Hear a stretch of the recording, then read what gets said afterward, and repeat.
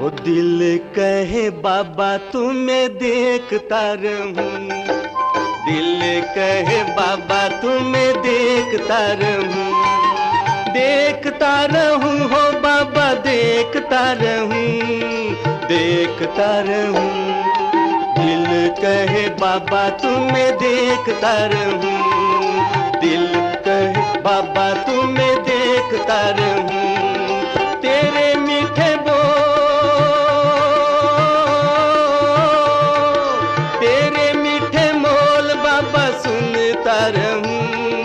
सुनता रहूं, दिल कहे बाबा तुम्हें देखता रहूं, दिल कहे बाबा तुम्हें देखता रहूं, देखता रहूं हो बाबा देखता रहूं, देखता रहूं, देखता रहूं।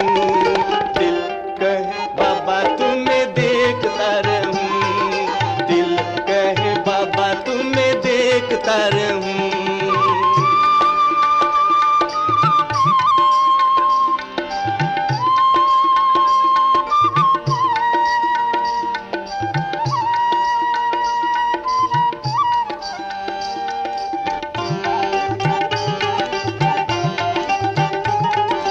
जब से बसाया है दिल में तुम्हें हम, जब से बसाया है दिल में तुम्हें हम, तब से मन नाचे मेरा खुशियों में हरदम, तब से मन नाचे मेरा खुशियों में हरदम, खुशियों के झूले में,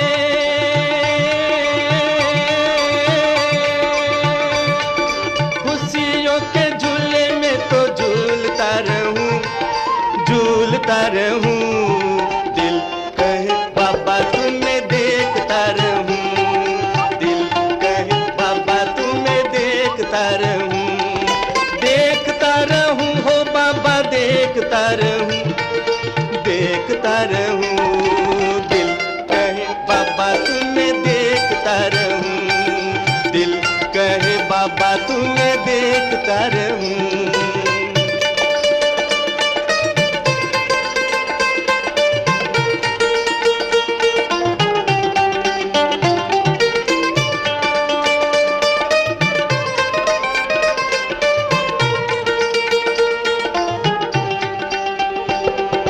सोच के आता हूँ,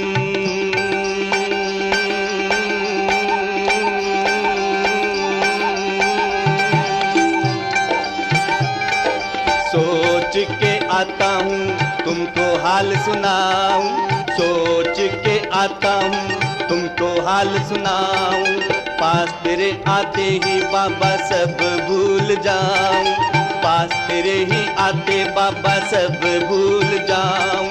एक तेरी महिमा,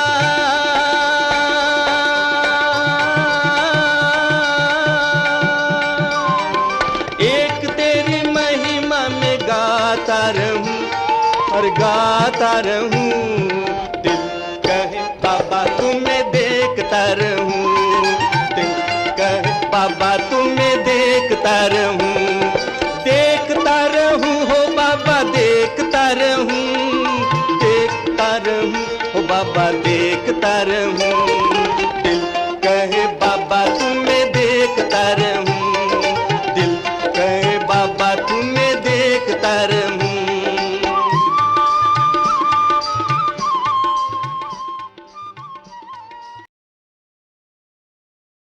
ओम शांति।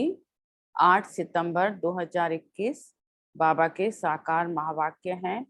बाबा कहते हैं, मीठे बच्चे, अपने से बड़ों का रिगार्ड रखना यह भी दैवी गुण है। बाबा हमको देवता बनाने आए हैं तो रोज कोई ना कोई दैवी गुण बताता है। आज बाबा कहता है बड़ों का रिगार्ड रखना।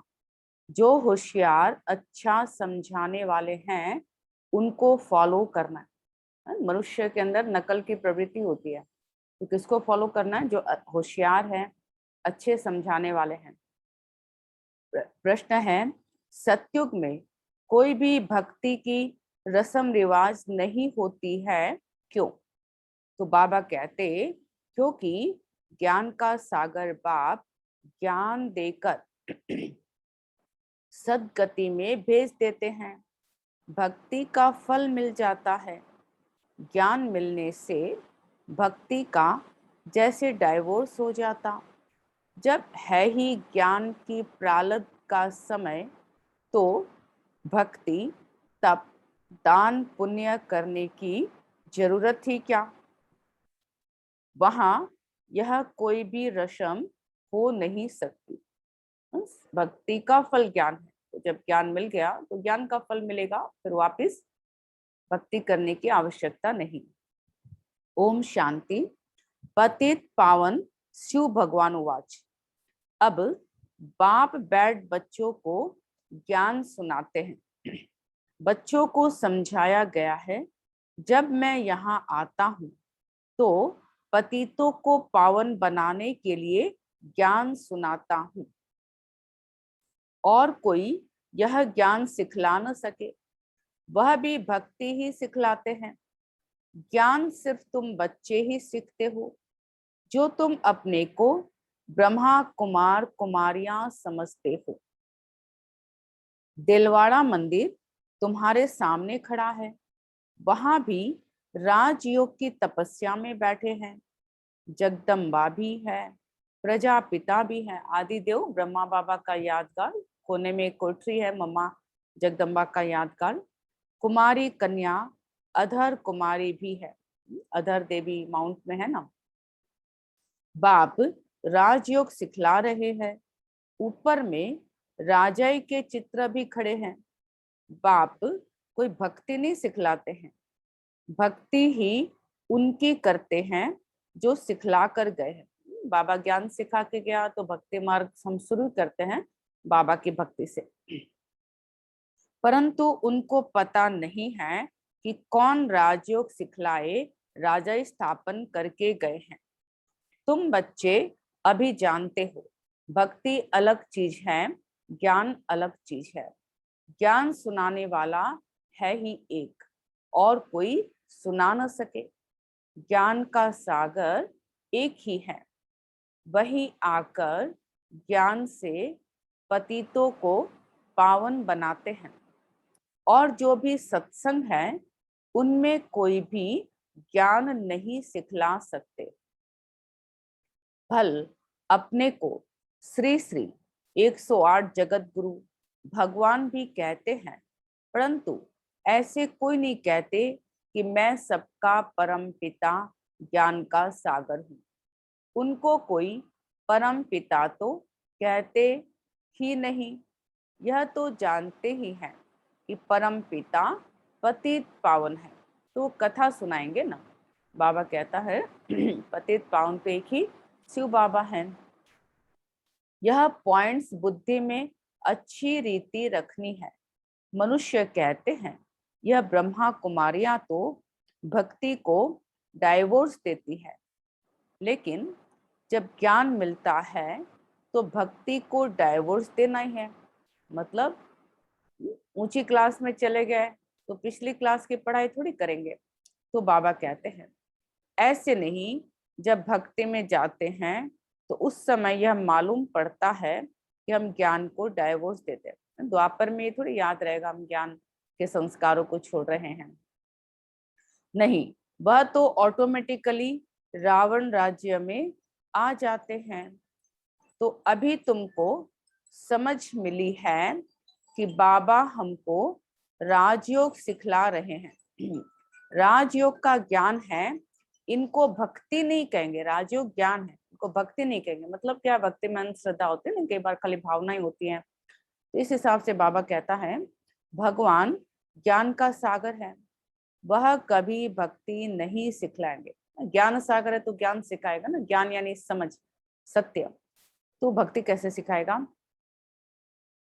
तो बाबा कहते हैं भक्ति का फल है ही ज्ञान, ज्ञान से होती है सद्गति। कलयुग के अंत में सब दुखी हैं, इसलिए इस पुरानी दुनिया को दुख धाम कहा जाता है। इन बातों को अभी तुम समझते हो। बाप आया हुआ है भक्ति का फल अर्थात सद्गति देने। राजयोग सिखला रहे हैं, यह है पुरानी दुनिया जिसका विनाश होना है। कलयुगी पुरानी दुनिया जिसका विनाश होना है। हमको राजाई चाहिए नई दुनिया में। कलयुगी राजाई तो ऐसी दुखदाई है, बाबा कहते ये तो नहीं चाहिए। यह राजयोग का ज्ञान है, तो राजा बनने का ज्ञान राजयोग। ज्ञान सिखलाने वाला एक ही परम पिता परमात्मा शिव है, उनको ही ज्ञान सागर कहा जाता है, कृष्ण को नहीं। कृष्ण की महिमा ही अलग है। जरूर आगे जन्म में ऐसा कर्तव्य किया है जो प्रिंस बना है ना, ऐसे कर्म किए हैं जो प्रिंस बना, बड़ा होके महाराजा। तो बाबा कहते हैं अगले जन्म में ही वो कर्म किया है। अभी तुम जानते हो हम राजयोग का ज्ञान ले नई दुनिया में स्वर्ग का प्रिंस प्रिंसेस बनेंगे। स्वर्ग को सदगति, नरक को दुर्गति कहा जाता है।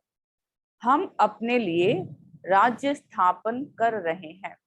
बाकी जो यह ज्ञान नहीं लेंगे, पावन नहीं बनेंगे, तो राजधानी में आ नहीं सकेंगे, क्योंकि सतयुग में बहुत थोड़े होंगे। कलयुग अंत में जो इतने अनेक मनुष्य है, वह जरूर मुक्ति धाम में होंगे। गुम नहीं हो जाते हैं, सब घर चले जाते हैं। अभी तो बच्चों को घर याद रहता है। अभी तो बच्चों को घर याद रहता है कि अब 84 जन्मों का चक्र पूरा होता है, नाटक पूरा होता है। अनेक बार चक्र लगाया है, यह तुम ब्राह्मण बच्चे ही जानते हो। ब्राह्मण तो बनते जाते हैं ना, बनते जाएंगे ना, लास्ट तक तो बनते ही जाएंगे, बनना ही है। 16,108 की माला है। सतयुग में तो बहुत नहीं होंगे। सतयुग का मॉडल रूप भी दिखलाते हैं ना। बड़ी चीज का मॉडल छोटा होता है। अभी बड़ा हॉस्पिटल बनता है तो मॉडल रखते हैं ना सामने में बिल्डिंग का, तो मॉडल तो छोटा ही होगा। जैसे सोने की द्वारिका दिखलाते हैं। कहा जाता है द्वारिका में कृष्ण का राज्य था।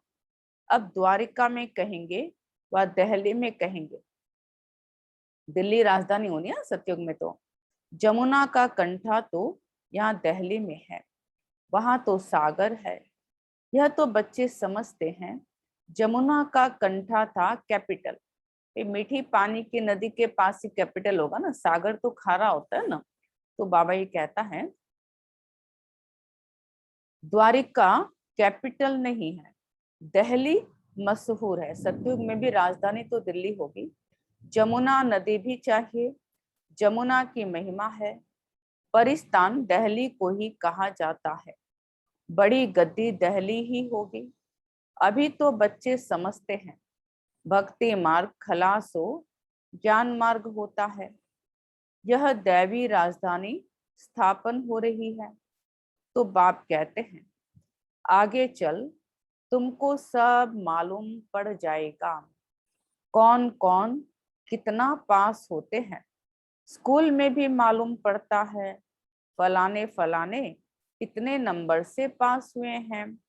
अभी दूसरे क्लास में जाते हैं, ये 6th में पास हुआ तो 7th में जाएगा ना। पिछाड़ी के समय जास्ती पता पड़ेगा, मतलब कितने पास हुए और सतयुग में जाएंगे। कौन कौन पास होते हैं जो फिर ट्रांसफर होंगे। क्लास तो बड़ा है ना, बेहद का क्लास है। सारी दुनिया में है ना बाबा के बच्चे। तो सेंटर्स दिन प्रतिदिन बढ़ते जाएंगे। कोई आकर 7 रोज का कोर्स अच्छी रीति लेंगे। 1-2 रोज का कोर्स भी कम नहीं है। 1-2 दिन भी ज्ञान सुना तो फल तो मिलेगा ना। देखते हैं कलयुग का विनाश सामने खड़ा है, अब सतो प्रधान बनना है। बाप ने कहा है बुद्धि योग मेरे में लगाओ। बाप ने कहा है बुद्धि योग मेरे से लगाओ, तो सतो प्रधान बन जाएंगे, पवित्र दुनिया में आएंगे। पाठ तो जरूर बजाना ही है। जैसे ड्रामा में कल्प पहले पार्ट बच चुका है, हुबहू रिपीट हो रहा है ना। भारतवासी ही राज्य करते थे, फिर वृद्धि को पाया है, झाड़ वृद्धि को पाता जाता है ना। संख्या बढ़ती है, बाबा कहते हैं झाड़ वृद्धि को पाता जाता है। भारतवासी देवी देवता धर्म वाले हैं, परंतु पावन न होने के कारण उन पावन देवताओं को पूजते हैं। जो पतित है वो पावन देवताओं को पूजता है। जैसे क्रिश्चियन लोग क्राइस्ट को पूजते हैं। आदि सनातन देवी देवता धर्म है सतयुग में। सतयुग की स्थापना करने वाला है बाप। बरोबर सतयुग में इन देवताओं का राज्य था, तो जरूर एक जन्म पहले इन्होंने पुरुषार्थ किया होगा, है ना। पिछले जन्म का कर्म का फल ही तो अगला है ना। तो बाबा कहता है देवता बने तो जरूर पिछले जन्म में पुरुषार्थ किया होगा, जरूर वह संगम ही होगा, क्योंकि सतयुग से तो देवता शुरू हो जाते हैं, तो सतयुग से पहले तो संगम ही होता है। जबकि पुरानी दुनिया बदल नई दुनिया होती है, कलयुग बदल सतयुग आना है, तो कलयुग में पतित होंगे। बाबा ने समझाया है, यह लक्ष्मी नारायण का चित्र बनाते हो व लिटरेचर छपाते हो तो उसमें लिख देना चाहिए कि इन्होंने इस सहज राजयोग के ज्ञान से आगे जन्म में यह पुरुषार्थ किया है। सिर्फ राजा रानी तो नहीं होंगे, प्रजा भी तो बनती है ना। अज्ञान में तो कुछ भी मनुष्य नहीं जानते, सिर्फ पूजा करते रहते हैं। अभी तुम समझते हो वे लोग पूजा करते हैं तो सिर्फ लक्ष्मी नारायण को ही देखते रहते, ज्ञान कुछ भी नहीं। लोग समझते हैं भक्ति बिगर भगवान ही नहीं मिलेगा। तुम किसको कहते हो भगवान आया हुआ है तो तुम पर हंसते हैं। भगवान तो आएगा कलयुग के अंत में, अभी कहाँ से आएगा।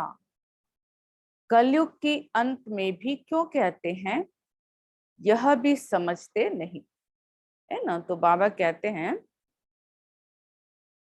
हम अगर कह दे भगवान आया हुआ है तो हंसते हैं।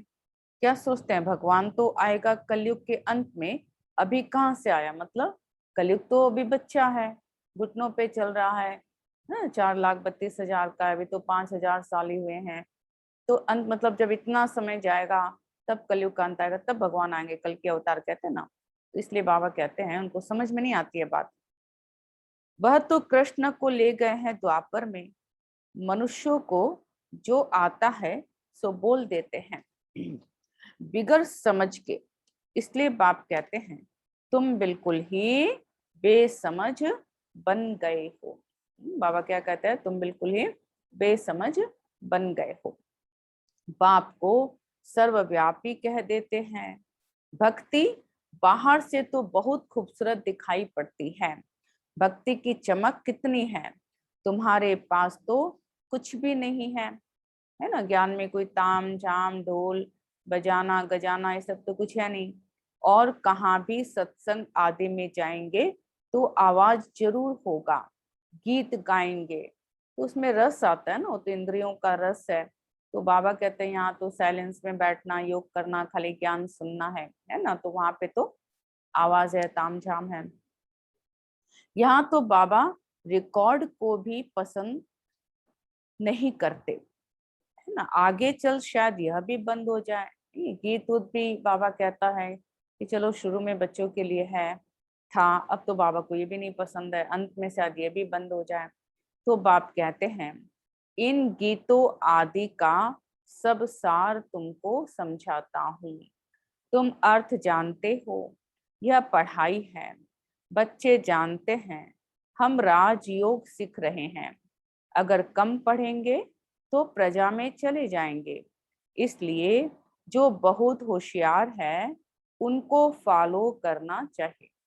नकल अच्छे नंबर वालों की करेंगे तो कुछ तो परसेंटेज बढ़ेगा ना, क्योंकि उनका पढ़ाई में अटेंशन जास्ती है, तो उससे फायदा होगा। जो अच्छा समझाने वाले हैं उनसे सीखना चाहिए। जो अच्छा समझाते हैं उनको सेंटर्स पर याद करते हैं ना। हर एक थोड़ी अच्छा समझा सकता है ना। तो बाबा कहता है कितनी सेवा हो जाती है। तो ब्रह्मा कुमारी तो बैठी है, फिर कहते हैं फलानी आई, समझते हैं यह बड़ी होशियार है। ऐसे हैं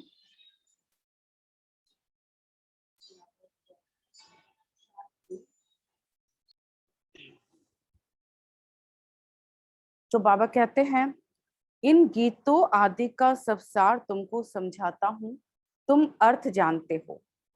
यह पढ़ाई है। बच्चे जानते हैं हम राजयोग सीख रहे हैं, अगर कम पढ़ेंगे तो प्रजा में चले जाएंगे। इसलिए जो बहुत होशियार है उनको फॉलो करना चाहिए। समझते हैं यह बड़ी होशियार है, ऐसे हैं तो उसका फिर आदर भी करना पड़े। बड़े का फिर रिगार्ड भी ऐसे रखना होता है। यह ज्ञान में हमारे से तीखे हैं, जरूर इनको ऊंच पद मिलेगा। इसमें अहंकार नहीं आना चाहिए। बड़े की बड़ी इज्जत होती है, प्रेसिडेंट की जरूर जास्ती इज्जत होगी। हर एक की नंबरवार इज्जत होती है। एक दो का रिगार्ड तो रखेंगे ना। बैरिस्टर में भी नंबरवार होते हैं। बड़े केस में बड़ा होशियार वकील लेते हैं। तो बाबा समझाते हैं कोई कोई तो लाख रुपए का भी केस उठाते हैं, नंबरवार जरूर होते हैं। हमसे होशियार है तो रिगार्ड रखना चाहिए। सेंटर संभालना है, सब काम भी करना है। बाबा तो बाबा को सारा दिन ख्यालात रहते हैं ना, प्रदर्शनी कैसे बनाई जाए, पूरा अटेंशन देना है। हम तमो प्रधान से सतो प्रधान कैसे बने। बाप आए ही हैं सतो प्रधान बनाने, पतित पावन बाप ही है। या फिर कहते पतित पावनी गंगा, उसमें जन्म जन्मांतर स्नान करते आए हैं। पावन तो कोई भी नहीं बना है, यह सब है भक्ति। जबकि कहते हैं हे पतित पावन आओ, वह आएगा तो जरूर संगम पर, और एक ही बार आते हैं। हर एक की अपनी अपनी रस्म रिवाज है। जैसे नेपाल में अष्टमी पर बलि चढ़ाते हैं। छोटे बच्चे को हाथ में बंदूक दे चलवाते हैं, वह भी बलि चढ़ाएंगे। बड़ा होगा तो एक धक से बछड़े को काट देगा। कोई ने कम धक लगाया, एक धक से न मरे तो वह बलि नहीं हुई, वह देवी पर नहीं चढ़ाएंगे। तो बलि मतलब बलिहार जाना। बाबा कहते हैं मैं की बलि चढ़ाओ, मतलब अहंकार को खत्म करो। मैं तो वो तो भूल गया अर्थ, तो अनर्थ कर दिया और पशु की बलि नर बलि चढ़ा दिया। तो बाबा कहते हैं, और वो भी एक धक से, कहते हैं ना एक बार में गर्दन अलग होनी चाहिए, यानी एक संकल्प से बाबा पे बलिहार जाना है। सोच सोच के करेंगे, देखेंगे, सोचेंगे तो काम होता नहीं है। तो एक धक से न मरे तो वह बलि नहीं हुई, वह देवी पर नहीं चढ़ाएंगे। यह सब है भक्ति मार्ग। हर एक की अपनी अपनी कल्पना है, कल्पना पर फॉलोअर्स बन जाते हैं। सोचो आप, कल्पना पर फॉलोअर्स बन जाते हैं। यहाँ फिर यह नई बातें हैं, इनको तो बच्चे ही जान सके। एक ही बाप बैठ सृष्टि के आदि मध्य अंत का ज्ञान सुनाते हैं। तुमको खुशी रहती है हम स्वदर्शन चक्रधारी हैं, और कोई समझ न सके। तुमको सभा में हम कहेंगे सर्वोत्तम ब्राह्मण कुलभूषण स्वदर्शन चक्रधारी, तो इसका अर्थ तुम समझेंगे, है ना, ज्ञान में चलने वाले अर्थ समझेंगे। नया कोई होगा तो मुंझ जाएगा, यह क्या कहा। स्वदर्शन चक्रधारी तो विष्णु है। अरे ज्ञान से हम बुद्धि में चक्कर घुमाते हैं तो दूसरे को पता नहीं है ना, यह है नई बात। इसलिए तुम्हारे लिए कहते हैं बाहर मैदान में आओ तो पता पड़े, मतलब शास्त्र जानने सुनने वालों के साथ शास्त्रार्थ करो। पर बाबा ने तो मना किया है, तुम्हारा है ज्ञान मार्ग, तुम 5 विकारों पर जीत पाते हो। इन असुरों 5 विकारों से तुम्हारी लड़ाई है, फिर तुम देवता बनते हो। और कोई लड़ाई की बात नहीं होती। जहाँ असुर है वहाँ देवताएं होते नहीं। तुम हो ब्राह्मण देवता बनने वाले जो पुरुषार्थ कर रहे हो। रुद्र ज्ञान यज्ञ में ब्राह्मण जरूर चाहिए, सिवाय ब्राह्मणों के यज्ञ होता नहीं। रुद्र है शिव, फिर कृष्ण का नाम कहाँ से आया? तुम दुनिया से बिल्कुल ही न्यारे हो और तुम कितने थोड़े हो। इसका यादगार क्या है? चिड़ियाओं ने सागर को हप किया। हमारी संख्या कम है, शिव बाबा सागर है, तो बाबा का सारा ज्ञान हम बच्चे ले लेते हैं। शास्त्रों में दंत कथाएं कितनी हैं। बाप कहते हैं अब वह सब भूल मामी कम याद करो। आत्मा ही बाप को याद करती है। बाप तो एक है ना। हे परमात्मा व प्रभु कहते हैं तो उस समय लिंग भी याद नहीं आता है, सिर्फ ईश्वर व प्रभु कह देते हैं। आत्मा को बाप से आधा कल्प का सुख मिला हुआ है, तो फिर भक्ति मार्ग में याद करती है। जो सुख देता है उसकी याद आती है। बाबा ने सुख दिया तो भक्ति मार्ग जब शुरू करते हैं तो याद करते हैं। अभी तुमको नॉलेज मिली है आत्मा क्या है, परमात्मा क्या है। हम सब आत्माएं मूल वतन में रहने वाली हैं। वहां से नंबरवार पाठ बजाने आते हैं।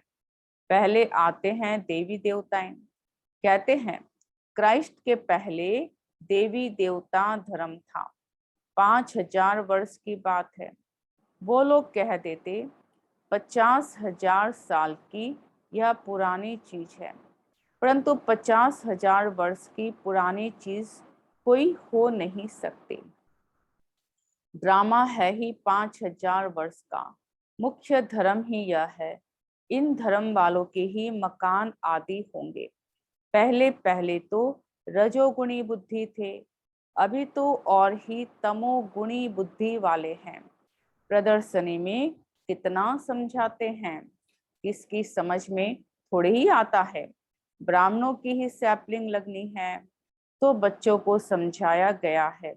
ज्ञान अलग चीज है, भक्ति अलग चीज है।